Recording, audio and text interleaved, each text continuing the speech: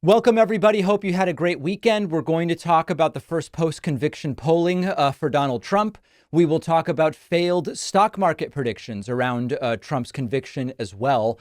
Lauren Boebert's case for her election or re-election in Colorado has just gone completely off the rails, so I'm going to talk about that later. And then we will also cover some of the post-conviction insanity that has been plaguing the Republican Party and many other things today. So I'm glad that you are with me. Let's start with the post-conviction polling for Donald Trump. If it is to be believed, it is absolutely devastating. I know that we go back and forth about what the polling says about the impact of a conviction on Donald Trump's chance of winning. The reality is that the reason we go back and forth is polling seems to shift from time to time. But we now actually have had a conviction, 34 counts guilty, felonies. Sentencing is July 11th, rather. And we now are starting to get data after he has actually been convicted. Not how would your vote change if he were to be convicted, but he's been convicted. What do you think? 49% of independents believe Donald Trump should straight up drop out of this race.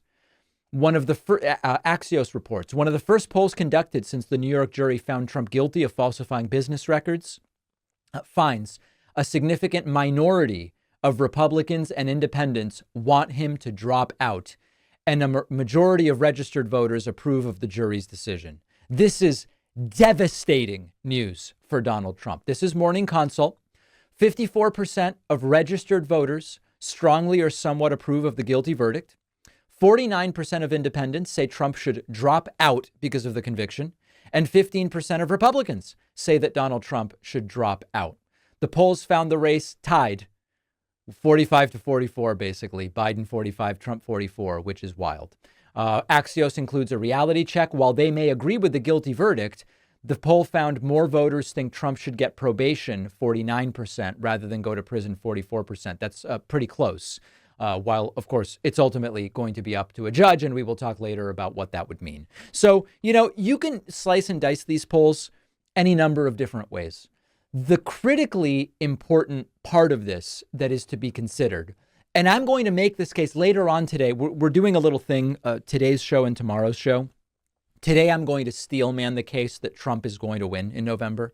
And tomorrow, I'm going to steelman the case that Joe Biden is going to win. The point of these exercises is to show that it's going to be really close, and you can find a seemingly obvious case that either candidate is going to win. But we'll get to that later. The point here is when the election will almost certainly come down to a few 100,000 votes in a few states, we have to assume even small changes in voter opinion can make a difference. Before the conviction, we had some polling which said something, I don't remember, it was something like 70% of Republicans won't change their vote based on the conviction. And what was relevant about that is 30% of Republicans are willing to consider changing their vote. When some of these states come down to 20 or 30,000 votes, 11,000 votes, give me a break. That's more than enough to potentially make a huge, huge difference. So just because the numbers are small in some cases doesn't mean they can't swing an election. And when you see 49% of independents say the guy should drop out, we have to assume a large portion of that 49% is just not going to vote for the guy at the end of the day. So we're continuing to get more polling. This is just one of many polls. But of course, it's hard to find good news in the conviction. And later on, we'll get to some of the things that I tweeted and people's reactions. There is a movement that immediately after the conviction said, Trump just won this thing. It's over. Trump just won. The stock market went up on the conviction because of confidence that now Trump will definitely win. Is that possible? It's possible. Is there any fact-based case that there is now a better, stronger case to be made that Donald Trump is going to win because of the conviction? I find it really hard to find any evidence of that in the data. And at the end of the day, that's what I care about. It's the data, not just whatever opinion I can come up with. So first cut post-conviction polling, absolutely devastating to Donald Trump. It is time to start thinking like voters and to make sure that kids understand the importance of voting, how it works, registering, ballot initiatives, because so many kids just have no idea.